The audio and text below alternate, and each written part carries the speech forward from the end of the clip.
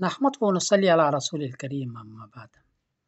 ये रमज़ान 2024 का ऐलान हो रहा है सौदैन में, जो सऊदी अरबिया का मरसद है, और मगरिब से देखिए तेज़ रोशनी है, सूरज अभी डूबा नहीं है। लेफ़्ट हैंड साइड पर देखिए कि सूरज डूबा नहीं है और रमज़ान का ऐलान हो गया।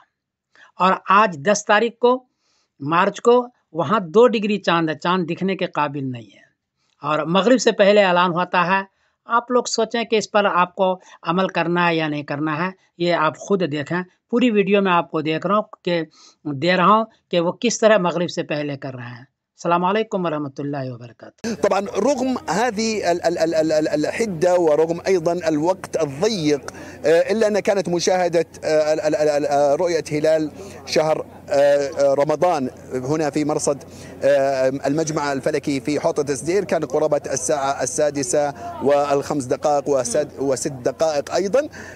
كانت الأجواء بدأت اليوم جو صحو، ثم تحول بشكل مفاجئ في تمام الساعة 3 عصرا بالتوقيت المحلي السعودي إلى غائم جزئي، واستمر الأمر إلى قبيل غروب الشمس التي بدأ هناك الحال لعله بشكل قليل وانقلب إلى جو أو عاد إلى جو بشكل صحو، وتم رؤية هلال شهر رمضان. طبعا